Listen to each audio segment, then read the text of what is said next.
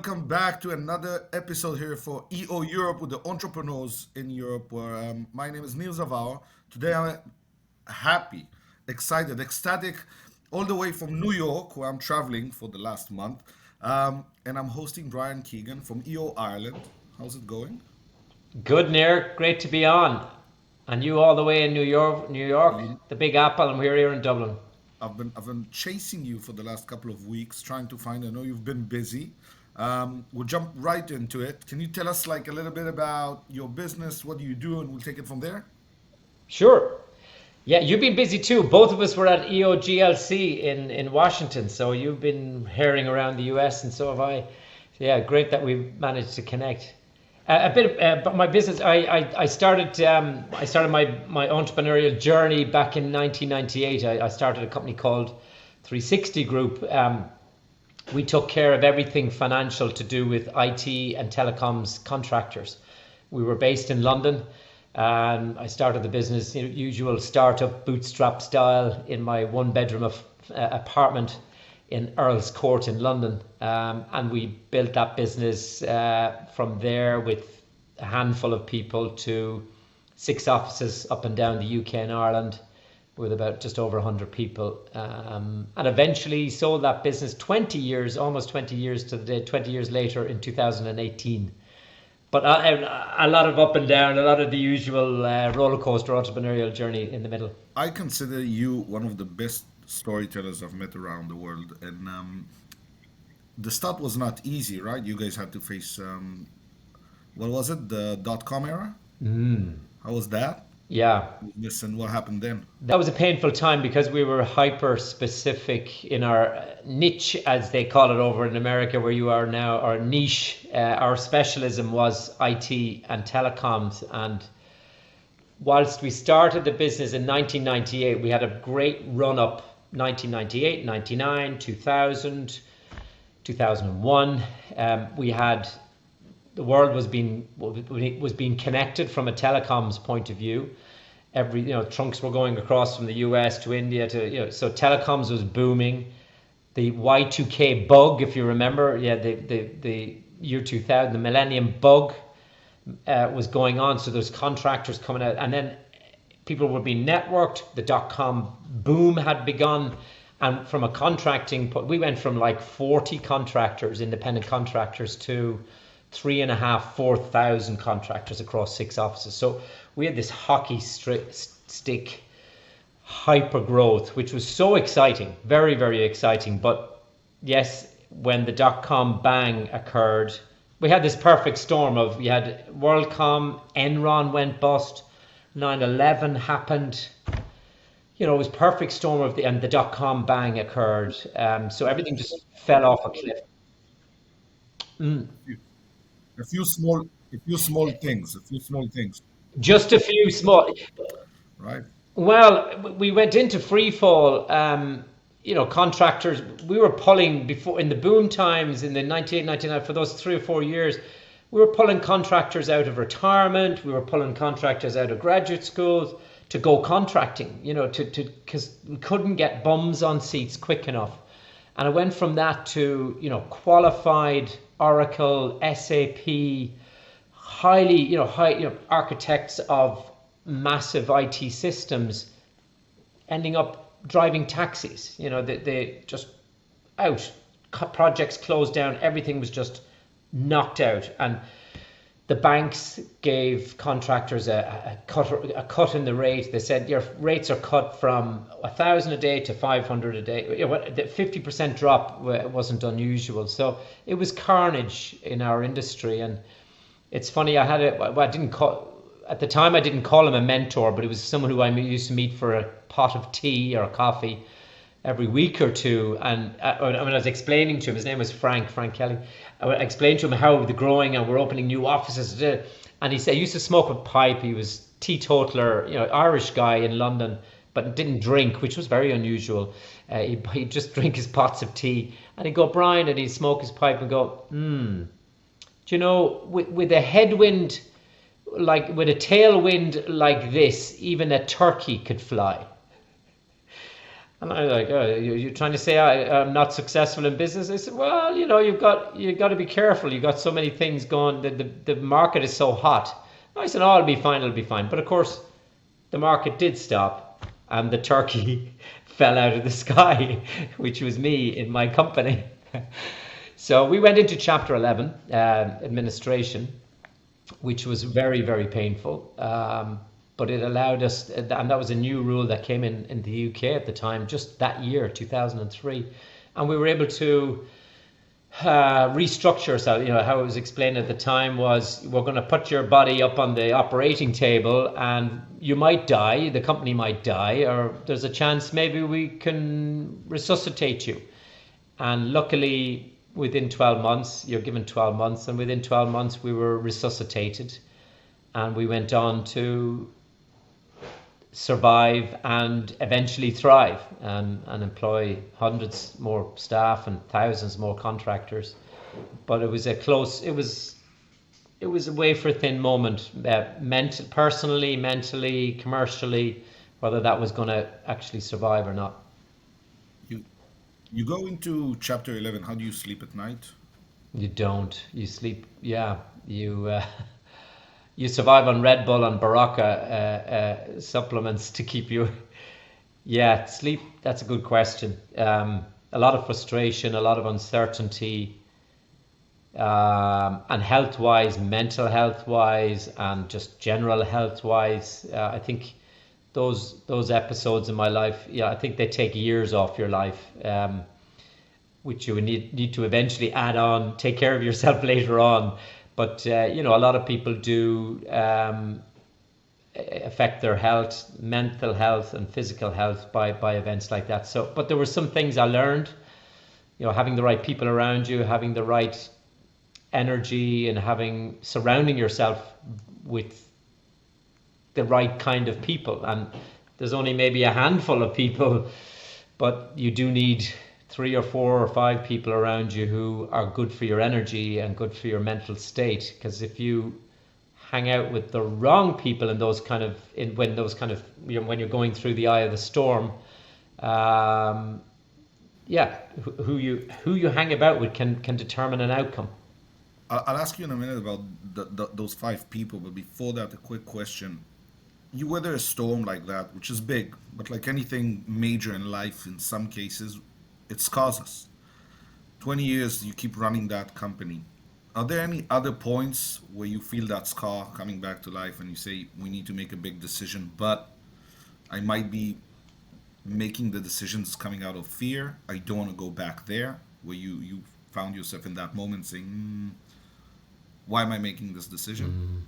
That's that's a really insightful question here, because you're right. And for quite a few years afterwards, I struggled with the negative anchor of that event, and there was a lot of mistakes that I made, and a lot of relationships that I broke, and things I could have done differently. That that really changed how I went forward in my entrepreneurial life.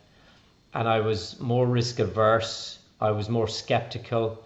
I wasn't as optimistic. I wasn't as gun ho as I was in my first journey. So I had, as we say in Ireland here, I had manners put on me. It was a slap down. So actually, through the mentorship program within EO, I got paired with this amazing mentor called Robert, who ran a hotel chain in the US, and he recognized that I had lost a lot of confidence after that event, and began to rejig, to reprogram my thinking, to go, okay, what did you learn from that? Why do you think that that's going to be repeated again? You know, if you put your finger in the fire, or if something dramatic happens to you, you're thinking that's almost certainly going to happen to me again. So it's it's the rewiring of one's mind to say, actually, you can get back up on the horse now. Yeah, you were discussing the 5 people, and as you were talking, I was trying to kind of like imagine those people. And in some cases, we think we've put in the right people next to us. But some of them are very good at giving advice, not necessarily walking in our shoes. And I think that's also sometimes a problem where I don't need advice, right? I need some experience share. I need someone to show me what you're seeing that I'm not, and not necessarily tell me this is what you should do, because it's easy, right? Yeah. It's so easy, yeah. It's very easy, and there are people who will happily jump in and start giving you advice and judging you, which is the last thing anybody wants in a situation. I'll tell you a very quick story about actually whilst I was in the eye of the storm. And it's funny, you look back and you think, I wasn't looking for those people, but they were there. Um, One particular guy, a very good friend of mine, his name is Gareth. He used to play rugby for England. And he went into a scrum. He was a prop forward in rugby, and the scrum collapsed, and his neck was broken at the top, right up at the top. He was quadriplegic. And he and I were great buddies since the 90s. We used to go to all the Ireland-England matches together. And he invited me to, I think it was a AC/DC concert or something in Hyde Park. And I said, Gareth, I can't come. I've just had my company stripped from me. I've just lost my directors in the business have, turned on me. The market has gone really hard, bad. And I said, I can't come. He said, oh, come on, come on. So he convinced me. He said, come on, mate, you can come, you can make it. It's just what you need. Bit of AC/DC and a few pints of lager. So I went along, and I went there, and I was just so full of frustration. And he's there in his wheelchair, quadriplegic, hasn't been able to, he had to fight to get the movement back in his arms and his hands. And I said to him, not without thinking, I just said to him, I was really frustrated and looking down on the wheelchair, and I said, Gareth, I'm so pissed off. I said, did you ever feel like throwing in the towel? That's what I said to him. And the words went out, and I went, wrong thing to say to somebody in that situation. And he stopped with his pint in his hand, and he kind of thought for a while, and he went, no, things never got that bad.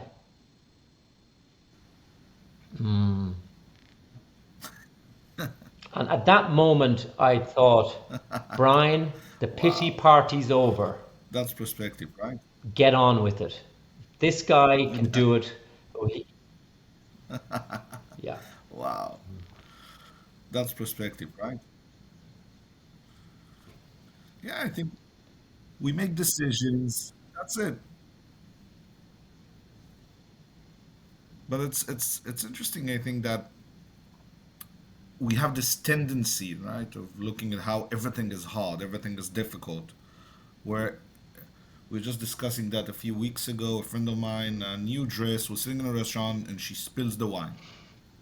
And she's heartbroken, like the whole night is ruined. Now, you might be able to clean the dress, you might not. Does it have to ruin the whole evening, right? It's just a matter of how you look at things. So you lost a client. I remember 10 years ago, I would lose a client. I wanted to go home. I was like, I can't believe we lost this contract.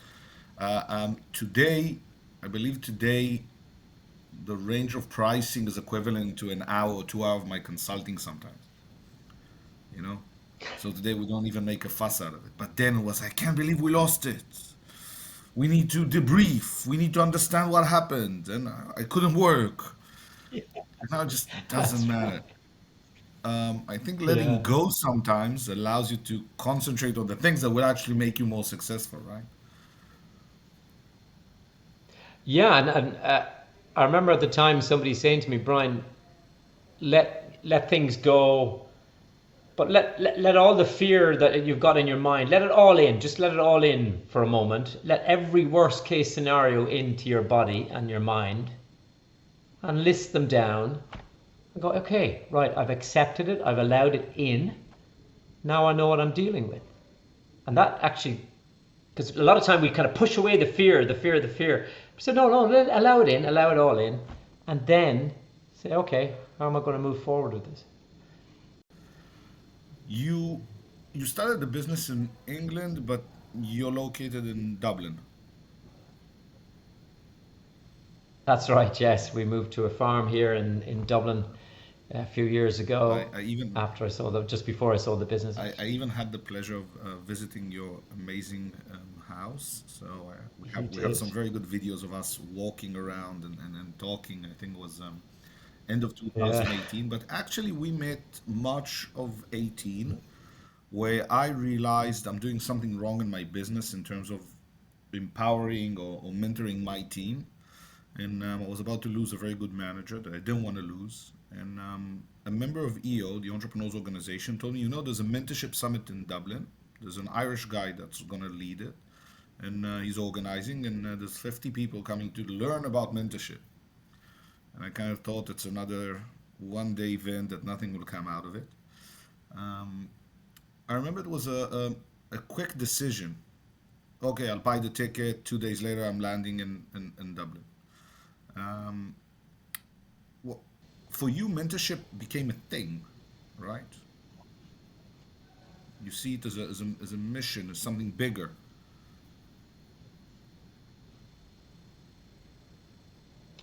Very much so.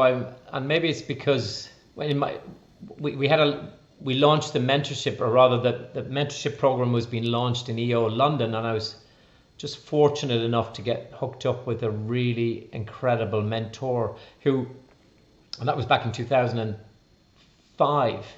So my business went into chapter 11 in 2003, came out in 2004, and he helped me rebuild my thinking, uh, personally, my personal life, my goals.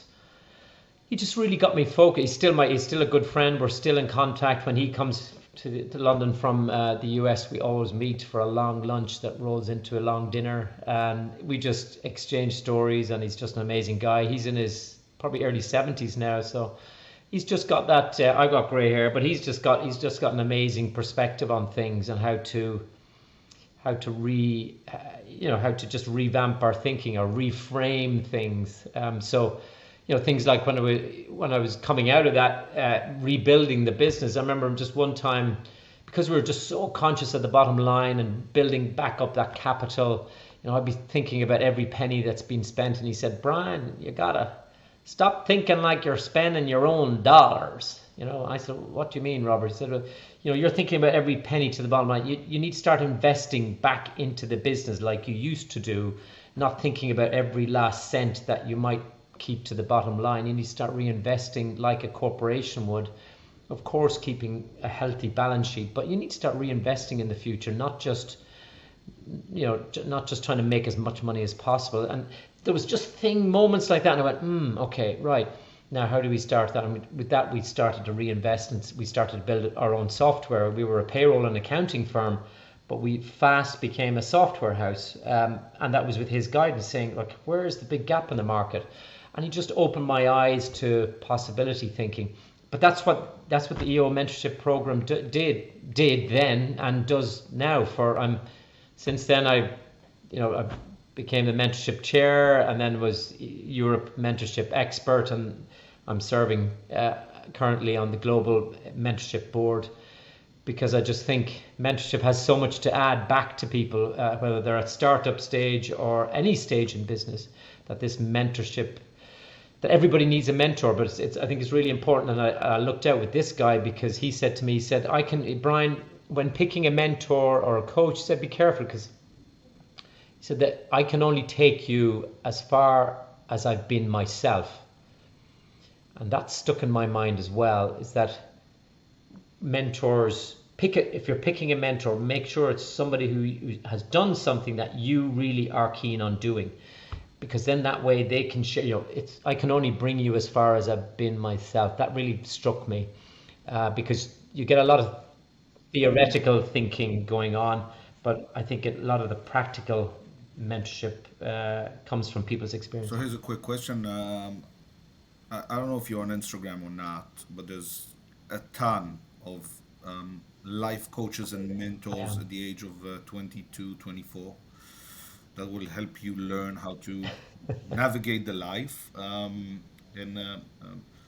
I find it a bit weird sometimes, right?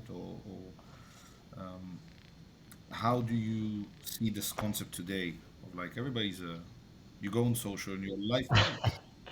No, it's funny you should say that. My daughter, who's 19, wants to be a life Ah, coach, and she's going. Yeah, yeah, and even at 19, she's got a lot to offer other kids around her age. So there's and she's for 19, she's gone through a lot. So I think there's probably room in there, but I guess when you're talking to a CEO who's been running a company for 10 or 15 years and you have never run a company, it's kind of difficult. Yeah, I think it's difficult in that scenario. But in some instances, we do reverse mentoring where you've got a really somebody who's so on the ball, a hot technical person, where he or she can teach on Instagram, say, yeah, a good example. I've got an Instagram account, but that's where it ends. So they would teach me. So they would reverse mentor. I would mentor them on things that they need to do to build their business, and they would reverse mentor me on how to get more social media yeah. savvy. So that reverse mentoring is really quite But you powerful. guys pivoted the business throughout like the span of 20 years and went more into software, right?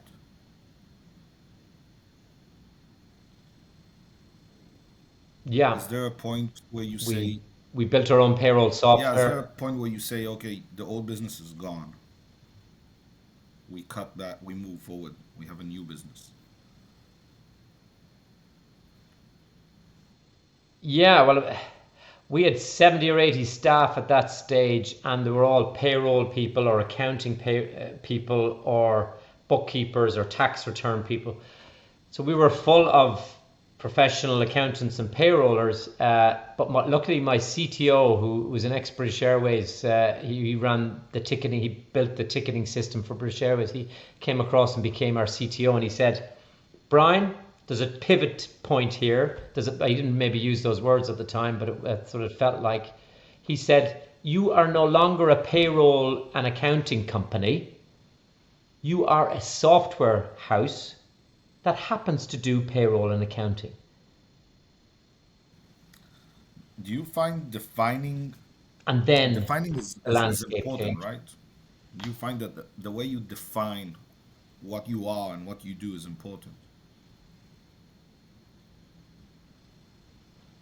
Yeah, I hadn't thought about it that way, near, but yeah, I guess that's what we were doing at the time, redefining ourselves or reimagining ourselves or pivoting, which is I know a word that's used a lot during COVID, pivot. But yeah, that's what I guess. Yeah, that's we were redefining I ourselves. think in the US especially, but in tech industry and where I come from in Israel, we use the word pivot a lot because the option of changing the direction of the company. And it's funny, it's instead of saying we're lost, we're trying to figure out what will make us money, we say, oh, we're pivoting. So it's a very nice way. It's less scary than what the reality is, which is we're going through a massive Yeah, change. basically, this People go, business, bunny in the headlamps. Woo, this change. business idea failed, It's just a pivot. right? Relax. So this failed. We're pivoting. Yeah, Stay calm. We're pivoting. you're Yeah. pivoting. We should make. Stay calm. Hey, chill, chill. We're just I'll send pivoting. you some bumper We're just stickers gently for we're pivoting. pivoting.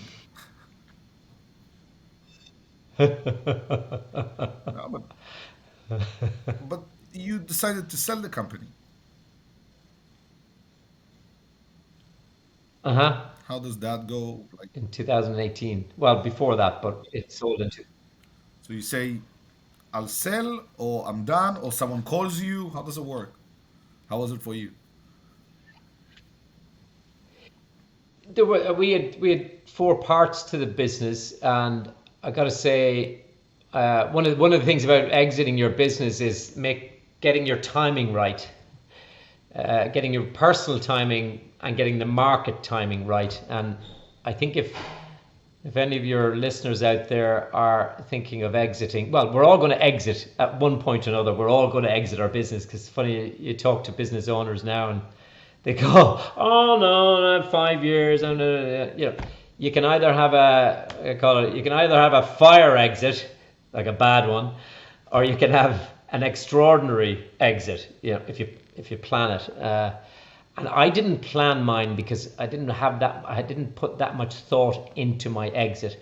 And in reality, as the handful of people was a barrister friend of mine in London. He said, Brian, I told you to sell 3-4 years before you did. And he was right. We were we had our hockey stick, we had the fall off the cliff, and then rebuilt, and then had another hockey stick. On the way up on that hockey stick is when I should have sold, but I didn't. I sold a few years later. And by then I had founder's fatigue. Founder's fatigue had set in. And it's never, personally, I think you need to be at an energetic stage personally, and in the company to be energetic to get to realize the full value of your enterprise, of your life's work. And if you can get those two things right, I think you can have an extraordinary. We had a good exit. It wasn't bad, but it could have been a lot better had it been sold a few years earlier, because buyers like to see a good long runway of future growth. I mean, they buy a company, a PE on the current PE, but what they'll offer you on the PE ratio is based on what they can see going forward they can make out of the company. And I think some people go, well, you don't want to sell a car that's knackered. You want to sell a car that's got a plenty more miles left in it. So I think that's probably one of my greatest learnings. Here's a question: software company, you're doing a completely different thing, but basically, when you sell, how much of Brian Keegan is involved in the sale? So, for example, my business, I'm the IP. Even though I have amazing staff and while I'm here, they're doing unbelievable things, and sometimes I think I'm just in the way of them doing an excellent work. Um, it's still me, you know? And there's always a difference. A lot of people will look and say, how do I scale from a name, right, to a brand that doesn't need the person who started it? Like today, people probably use your software, they have no idea That's a Brian's there. Absolutely, and actually that was one of the fortunate things. I'm just looking for there's a value drivers assessment, and the first question there is exactly that: are you redundant in your own business? It's the number one question on the value and how to value your company is: are you redundant in your own business? So yeah, as we built our software, well, we went from accounting margins to software margins, so the margin just went up 2-3 fold. Um, and the reliance on, and we also outsourced actually to an EO partner. We outsourced all of our data processing to India, so we had a double kicker on how profitable we became. And all of that meant that there was very little reliance on myself. I kept some of the key relationships with key customers, but they were also delegated. So from being redundant in my own business, that certainly helped a lot. And it only took a couple of months to hand over that business to the new buyer. But yeah, it's a very, very important point, because we think, well, sometimes when we go on holidays, we come back and wonder, have the wheels come off? But in fact, quite the opposite sometimes happens. You go, hey, we've managed to land a couple of new accounts. We've managed to find this efficiency while you were gone. And given the power, particularly with Gen Z and millennials, they want to be empowered. They want to feel like that they are entrepreneurs and can change the destiny of this operation. And I think there's a lot of millennial bashing goes on. I think it's quite unfair. There's a lot of millennials and Gen Zs who want to be entrepreneurs within organizations who can really, really change things. So yeah, so sometimes when we get out of the way of that, these people come through and they're the next leaders of the business, and it makes the business more valuable for the owner, the I CEO, love for it that everybody. you talk about entrepreneurs and not entrepreneurs. And I think that also makes people like yourself a bit of a mentor and a leader in kind of the opposite way. It's kind of like finding the right people who might be entrepreneurs within the business, especially the young generation, and kind of nurturing or helping them, right?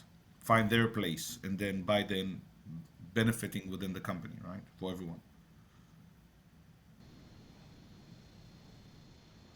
Yeah, and those I had probably three or four of those in my business, although I didn't call them that, but they were people who were dedicated to my company, dedicated to me, dedicated to the cause, who were extraordinary people, and who I think about the big accounts and the software and the big changes that we made came from them, not from me. you know, we you and I, members of EO, we got this SOS this shiny object syndrome. We're running after all these bloody things. But no, we got to decide what it is, and then somebody comes up with an idea that's even better, and they go, right, this is actually a sensible thing. But a lot of our greatest ideas always came from people within the team, not from the guy or the gal at the top who thinks they're God's gift to entrepreneurship. I don't know if you, So yeah, it's leveraging that power that's already within the resource around us is incredible. Sometimes we don't realize I it. think I'm gonna create an article about entrepreneurs and internal entrepreneurship, which I think would be interesting. It sparks some ideas. Yeah, everybody. I always hire part-time Yeah. students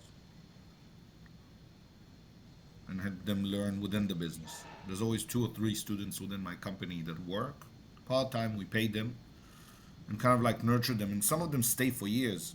You know. Yeah, By the way, I think and they just get the culture. yeah, and worst case they leave after a year. They'll always remember you.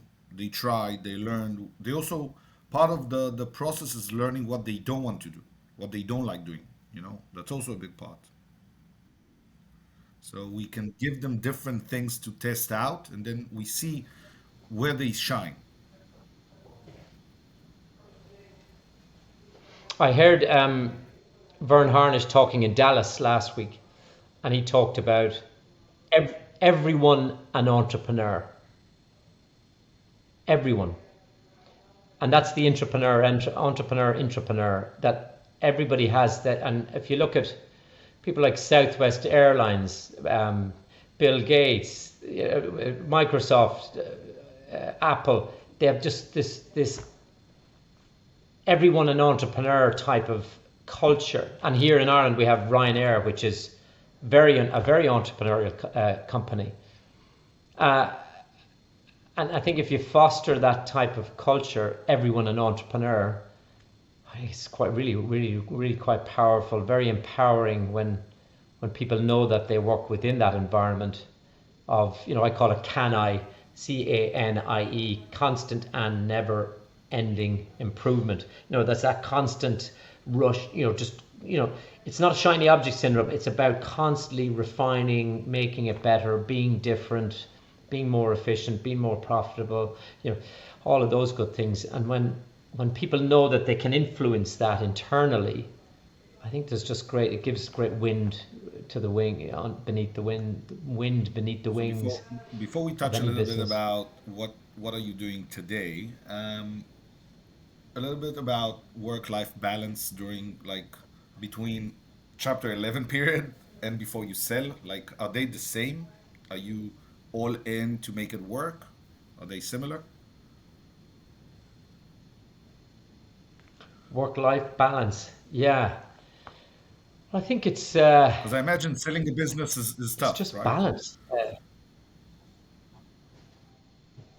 Yeah, yeah. I sold in 2018, and then I took a year and a half off, traveled the world, went on a cruise with my wife, brought the kids to the States a few times, went skiing to Japan 3 times.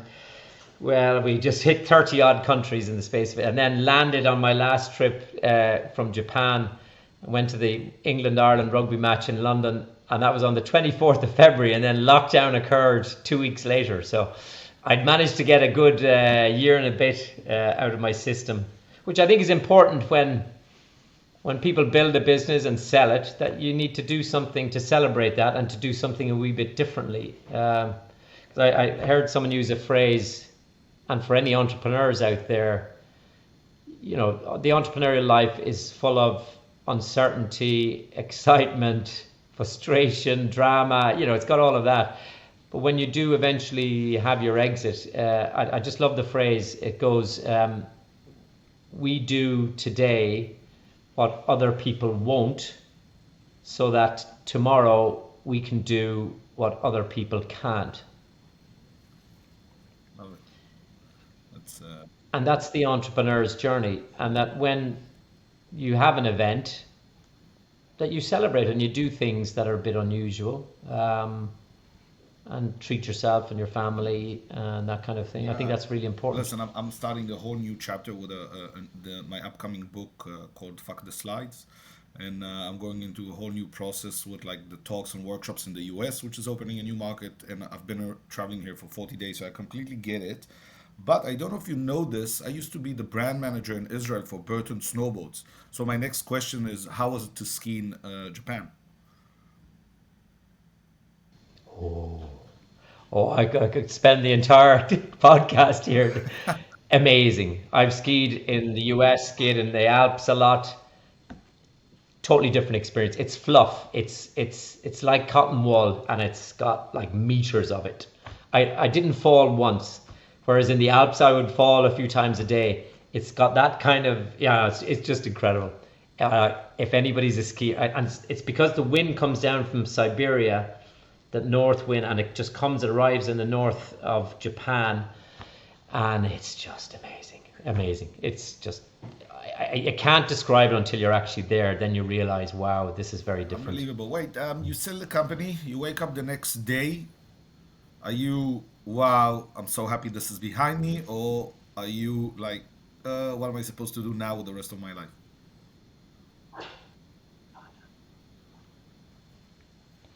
Well, it was wow. I'm happy that was it happy that I wasn't happy. I was ecstatic that this was behind, that this was behind me.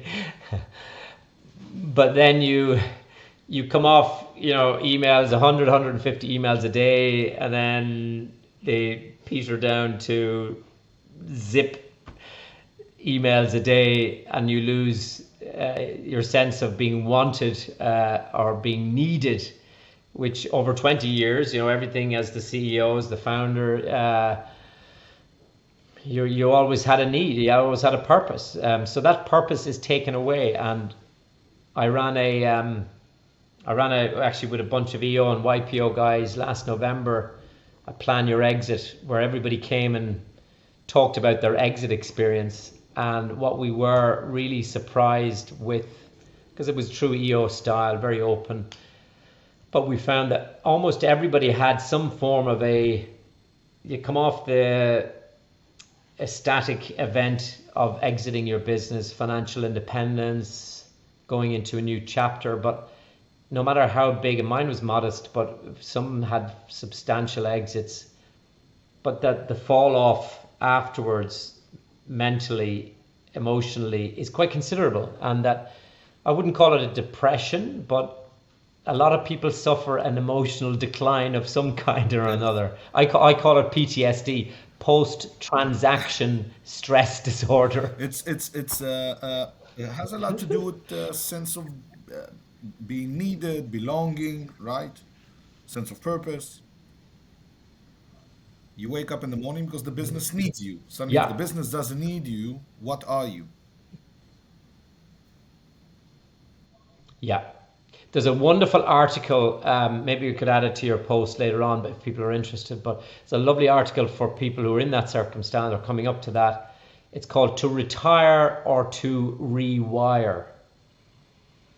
Whether to put your tools down and say that's it, or to rewire your brain to go, hey, I'm going to go again, So, but maybe with something so different. you go again. What's the next plan? What are you working on? Yeah, It's funny when we did the Plan Your Exit seminar, we talked about the concept of mountain climbers and freedom fighters for business owners who sell up. And the mountain climber is somebody who exits their business but stays on for a roll up to get to the next summit, or they exit their business, start another business straight away and go to the next summit. Or a freedom fighter. I was more of a freedom fighter. It was like, okay, I've got my freedom now. I don't have to work again.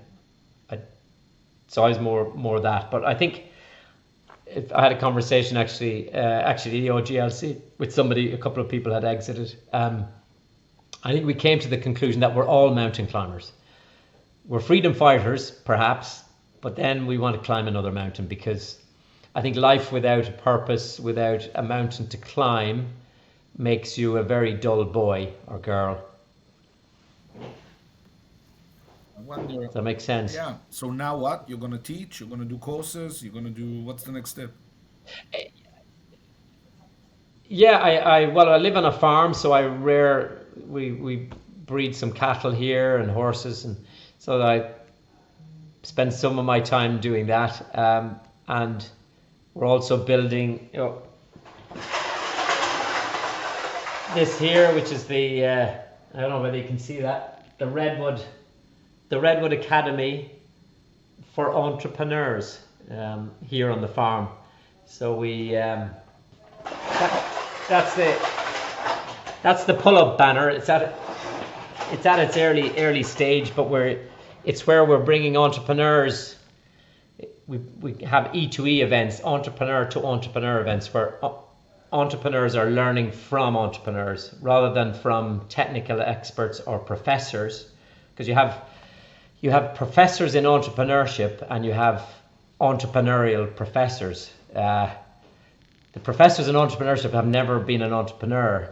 The entrepreneurial professors have. So one of the criteria, and we've had a few events here, but one of the criteria is that you must have been an entrepreneur to talk here.